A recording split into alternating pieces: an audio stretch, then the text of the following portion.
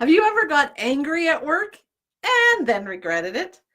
Have you ever been so super excited and then realized you should probably tone it down? It begs the question, doesn't it? Which emotions are okay at work and which aren't? That's what we're talking about today.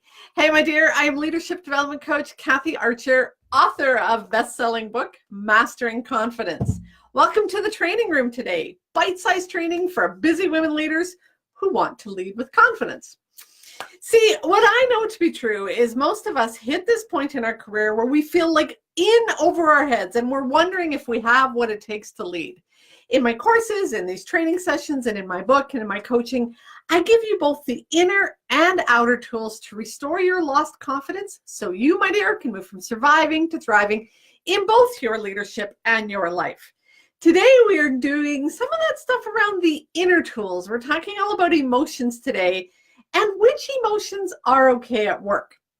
I'm going to pop on over and share this into my Confident Women Leaders group. The link is up in the notes if you are not in the group and want to join the group. While I'm doing that, what I want you to type in the chat box, whether you're watching now on the replay or you're following along after, is just name an emotion and say okay or not okay at work. What do you think? Which emotions are okay and which ones are not okay at work? Share in a group. Confident Women Leaders group posted. All right, ready to roll. So I got to thinking about some of the emotions that we kind of express at work, and I thought, let's start with the good ones, right? What are the emotions that we express that maybe we think we need to tone down? So I got a list here. It's okay to be friendly, but not too friendly, right? It's okay to be caring, but not too caring. We certainly don't want you to be sappy at work, right? How about patient? Well, certainly it's important to be patient and it's okay to be patient, but you also don't want to be a pushover. Is it okay to be cheerful and sunny? Oh, sure, to a point, but you can't be too overly ambitious and excited, right? And so where does that end, right? We can go into the negative emotions too. Is it okay to be frustrated but not angry? I mean, how do you know where the line is? Today, you're going to learn one question to ask yourself and then 2 steps you need to take to help you identify if this emotion is okay to express at work or not. Got it? One question and 2 steps that you're going to need to do that. As we start this conversation today about emotions and kind of looking at which emotions are okay in the workplace and which aren't, what I think is an important piece for many of us to start with is recognizing the range of emotions. There are oodles and oodles and oodles of flavors and colors and sort of temperatures of emotions. And I don't think most of us, I know I certainly wasn't in the past, I'm getting better now, but I don't think that most of us are good at identifying where on that spectrum of emotions we are. And that's an extremely important part to start at, is where are you on that spectrum of emotions? How far along is that emotion sort of hit you? What degree are you at? And what we need to do is we need to start looking at the emotions. I've put a link up in the notes of a list of emotions. I have that thing beside my desk, beside my journal all the time. I go back to it again and again and again, because whether you are angry or frustrated or furious, those are different emotions, different levels of emotions, and we need to look at them. Depending on which philosophical sort of system you follow or who you look up or Google or what you read, there are anywhere from about 4 to 8 basic emotions. So I'm going to kind of cover quickly 8 of them. But again, up in the notes is a link that's a guide sheet that I use. It's not my guide sheet. I gave you Byron Katie's. It's one that is really extensive with a bunch of emotions, and so grab that up there. But there are 8 basic emotions. So I want you to think about these as I go through them in the context of your workplace. And is it okay to express that emotion or not, or in what way, or when would it be appropriate? Think about that. And as I'm talking, put some notes in the chat box around what you've sort of realized as I'm kind of sharing. You're like, oh my goodness, I've done that, or I've seen somebody do that and that did not go over well, or yeah, we should be expressing more of that in the workplace. Put some notes in the chat box so that we can start to like have this conversation rather than me just preaching to you here, but have this conversation about which ones are okay and how are they okay and when are they okay. So again, anywhere from 4 to 8 basic emotions that most of us feel at any given time. I'll go through sort of 8 quickly here to give you a sense. First one, anybody guess what the kind of first emotion I'm going to cover is? Anger. So anger is that hostility. You're mad, you're critical, you're bitter. Many of us women are bitter, right? That's kind of one of the standard emotions women carry with them. Or we're frustrated. That all kind of fits into that angry category. And again, if you go get the guide up in the notes, or you just Google feeling words, you'll see a ton of other words that fit along with angry. And it's important to identify where in the spectrum am I. So anger is one. Fear is another basic emotion. When we're afraid, of course, we're scared, we're nervous, we're anxious, we're on edge, we're panicked, feeling helpless. And so that's that fear response. Third major emotion category is anticipation. We're excited or we're eager. And sometimes that can be nervous and scared and worried too. But there's that, energy in us that's like anticipating something's about to happen. And again, we can be anticipating something bad, waiting for the thing to jump out at you or the thing to happen in the movie. You can hear the music picking up, right? That's that anticipation. And again, it might be coupled with fear or excitement, but it's anticipation. The fourth basic emotion is disgust.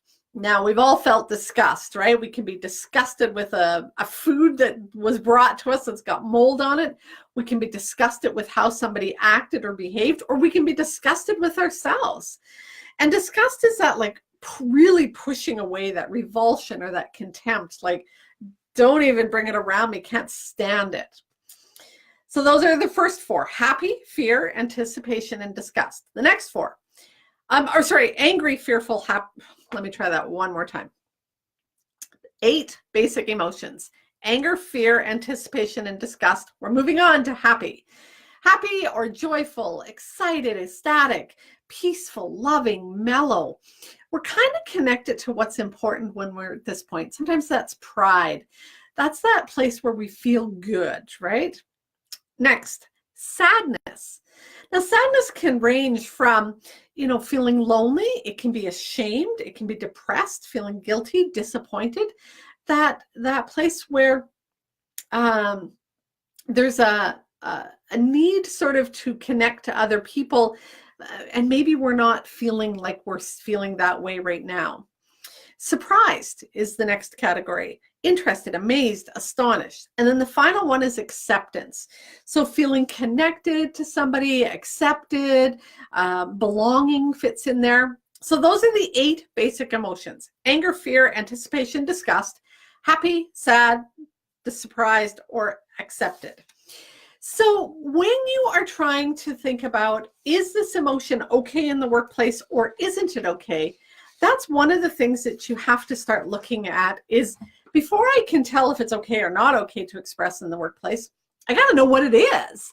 And again, many of us aren't really good at identifying it. Now, the title of today's session is which emotions are okay and which aren't to express in the workplace. I kind of tricked you with that title a little bit because, let's be honest, and maybe you don't realize this, maybe this is new information to you, but you can't not feel an emotion. Like, it just doesn't, you can't just sort of walk into the office in the morning and say, I'm shutting off all of that and maybe I'll turn it on again at 5 o'clock. It doesn't work that way. Emotions come through us constantly. They're brought on by the thoughts we have. Something happens, an event, an experience, we get a phone call, somebody says something, there's an email, we see something. That event, that situation, we attach meaning to via a thought. That's bad, that's good, that's wrong, that's right. I like it, I don't like it. We attach a thought to that event. The event happens, we have a thought, then we have a feeling or an emotion. And so that happens in a millisecond. And if we want to sort of change the emotions we're feeling, we have to change that thought that we're having.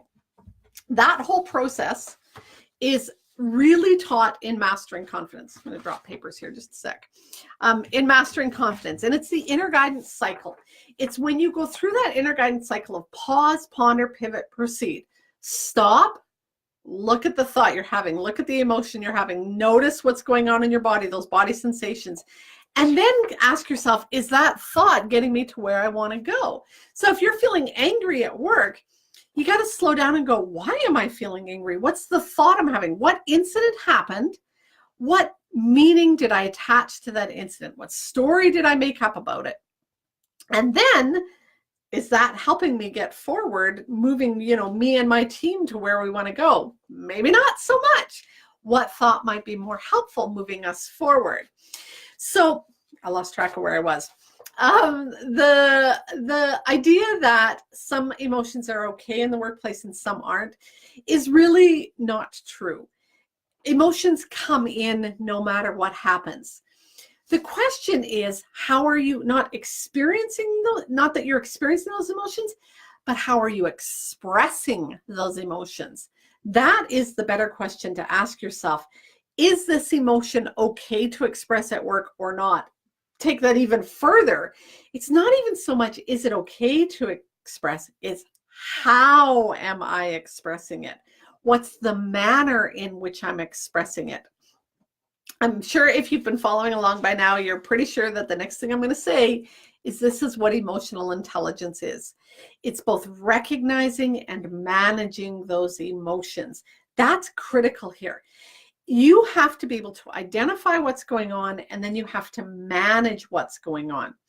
So the question becomes, am I in control of my emotions right now? So I want you to write that question down, and I want you to get used to asking yourself that question. That's the critical question you need to ask yourself. Not, is this emotion right or wrong? Is it okay to have or not okay to have? But the question you need to ask yourself is, am I in control of my emotions, or are my emotions in control of me? Because if your emotions are in control of you, you can't control how you are reacting to the situation. You can't control the way you're dealing with your anger. You can't decide whether you're going to express that frustration at this level or at this level if you're not in control. And so that's the key thing that you need to do, is ask yourself, am I in control of this emotion, or is this emotion in control of me? Step 2, or the next thing you need to do, is the 2 steps. Then you need to identify the emotion, go back to that whole list of feeling words. I'm going to show it to you here quickly. If I didn't pile it away, I might have put it away. Okay, I'm not going to dig it up. Go back to that whole list of feeling words that's up in the notes. Identify the feeling that you are experiencing. And that goes back to that whole inner guidance cycle. You need to step back, kind of have this outer body experience where you're looking down at yourself sitting in that meeting or in that conversation or at your computer looking at the email, and you have to go, what am I feeling? What is the emotion that I'm having, and what's the thought I'm having that's connected to that, and what's the body sensations that are going on in me? And you've got to slow that down so that you can identify the feeling. Anger is just kind of the top emotion. But are you feeling embarrassed? Are you feeling humiliated? Are you feeling ridiculed? Are you feeling furious? Like, what is that anger all about? And how do you know that that's going on? For many of us, anger is like this tightness in our chest, or our stomachs tense up, or you get this like solid mass in your head. That's how you know. That's the body sensation that's like, ding, ding, ding, ding, something's going on here. And if you don't get control of that emotion, it's going to be in control of you. And what's going to happen? You're going to, yell at somebody, or that comment's going to come out that you shouldn't say. And so the question again is, am I in control of my emotions? Are my emotions in control of me? Then you need to name it, and then you need to tame it. So remember those 2 steps. Identify it. What's the emotion I'm feeling? Name it. And then get control of that emotion. Before you express that emotion, get control of yourself. It's not wrong to express anger. It's not wrong to express that you're frustrated. It's not wrong to express anxiety or nervousness or overwhelm.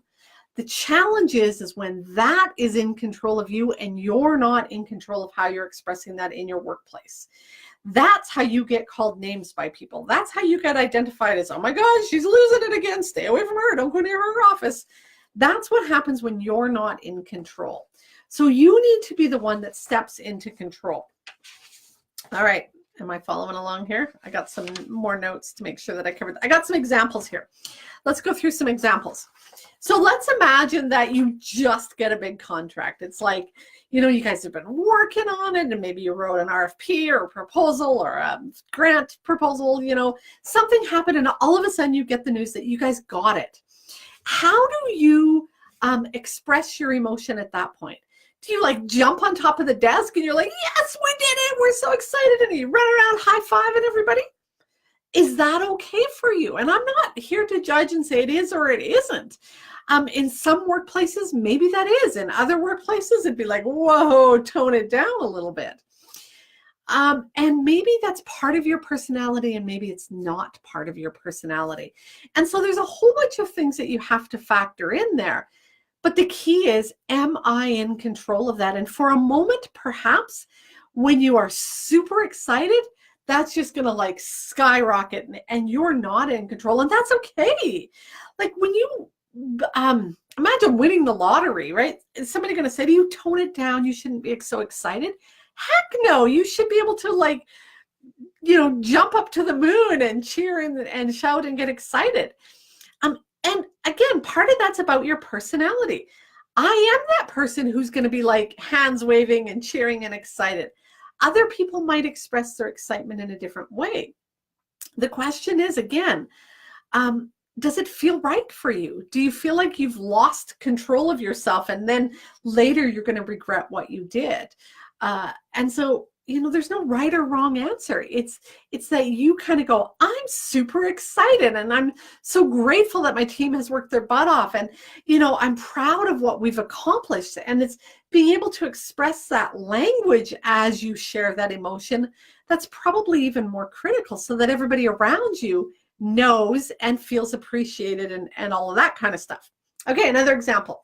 Maybe an employee made a big mistake. I mean, big mistake where it has, you know, maybe long-term ramifications where it's going to impact the whole team or your budget or, you know, a client or something, and you are angry. You are furious. So is it okay to like shake your fist at them? Is it okay to yell, slam your hand on the table? Is it okay to, you know, ooze sarcasm? Perhaps not. But if you're doing those things, my guess is you're not in control of your emotions. Comes back to that question. Am I in control of my emotions or are my emotions in control of me? If you're not in control of your emotions, then the first step is to name it. What's the emotion I'm feeling? I'm feeling anger. I'm feeling frustrated. I'm feeling annoyed. I'm, you know, experiencing rage. I'm embarrassed. I'm ashamed. And then kind of going, okay, what's the thought I'm making up about that? Because if you're going to start to manage that emotion, get in control of it, really what you're doing is you're regulating the emotion. And I want you to think about a dial. You know, when we are turning on the air conditioning in our vehicle, we either crank it up or we put it on medium or we just turn it on low so that it's kind of, you know, cooling off in the background. That's the same thing I want you to think about in terms of your emotions. You need to be the one regulating how strongly you're expressing that emotion and in what manner you're expressing your emotion. Again, that's emotional intelligence. Hugely critical skill in leadership. The best leaders, the most effective leaders, the ones who are respected and revered by their team have a strong level of emotional intelligence. They are able to recognize and manage their emotions. They can name what they're feeling and they can tame it. They are able to regulate what's going on and how they're expressing that emotion. And so that's what you need to work on. Let me give you another example. Maybe you're feeling overwhelmed with your workload, you know, like you are just swamped and there's due dates and there's meetings and there's things happening.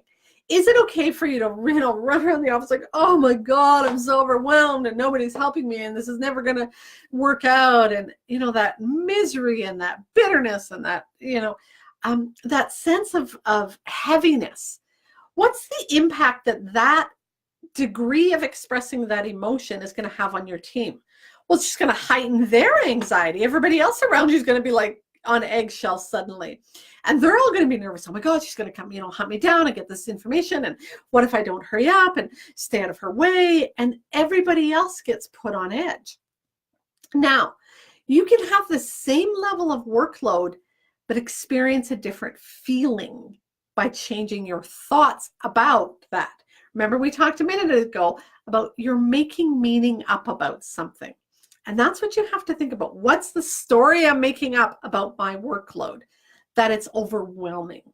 And it's when you feel that overwhelm without, managing it and regulating it, that it, oozes out of you or blasts out of you and impacts everybody else in the way, in front of you or around you or behind you. And so you need to regulate that overwhelm. And so maybe what you might be saying is things like, you know what? I realize we're in a really busy time and I might be short with you guys. I apologize in advance, but I need to shut my door and get some work done for this time so that I feel better and more on track. And can I get you to do this one or two things, because that's going to help me move forward and, make sure the organization's doing what we need to do.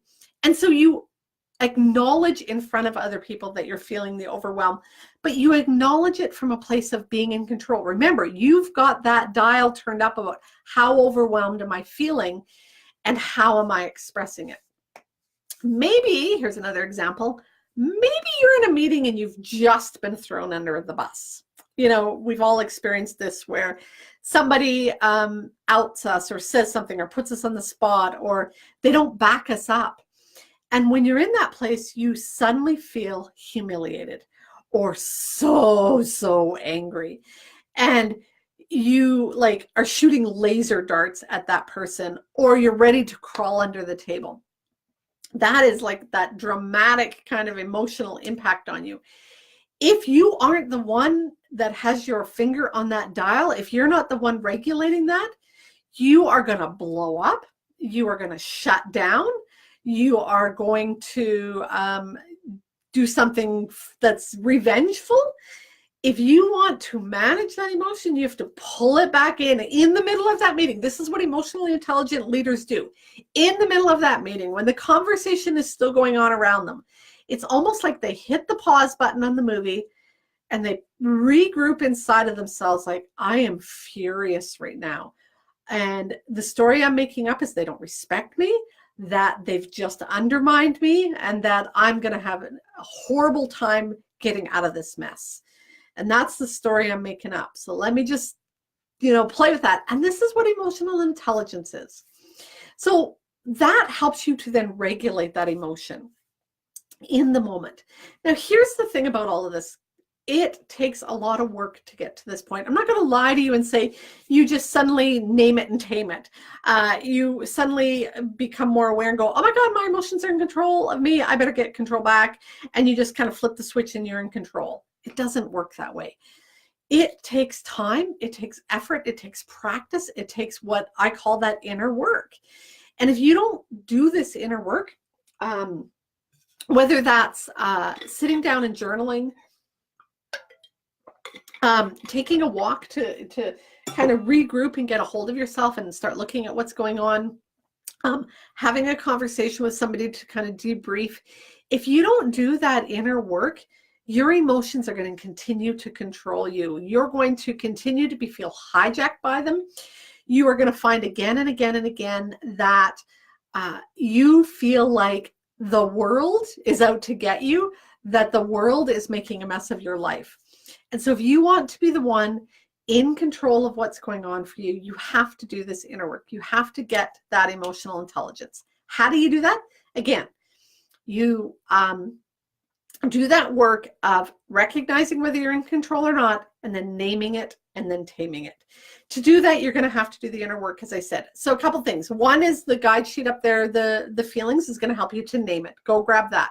There's a couple of links up there that give you more information on emotional intelligence, a blog post, another video to watch. Next week on August 16th, I'm doing a training session on managing your emotions at work. And so that's going to help you learn to understand what emotional intelligence is, practice doing it, and put a plan in place for yourself to continue to do this work. This is ongoing work. It's not something that, like I say, you're going to snap your fingers and be done with tomorrow. To become more emotionally intelligent takes a path of commitment to do this work again and again. So that's going to help you identify whether you're in control or not, name it, tame it. That's what emotional intelligence is. It's not whether or not the emotion is okay in the workplace. It's that you've got your finger on the dial about how you're expressing that emotion. We're all going to experience it, but how do you express it is the key point here that you need to take into consideration. So if you want some help with that, the link is up in the notes again for managing your emotions at work. August 16th is online training, 2 hours. You're going to get a worksheet. You're going to do this stuff, apply it in your life, in your work. And that's going to help you to learn the system of getting that emotional intelligence, learn how to become an emotionally intelligent leader, because that's really what's going to put you back in control of what's going on for you and back in control of how you're leading.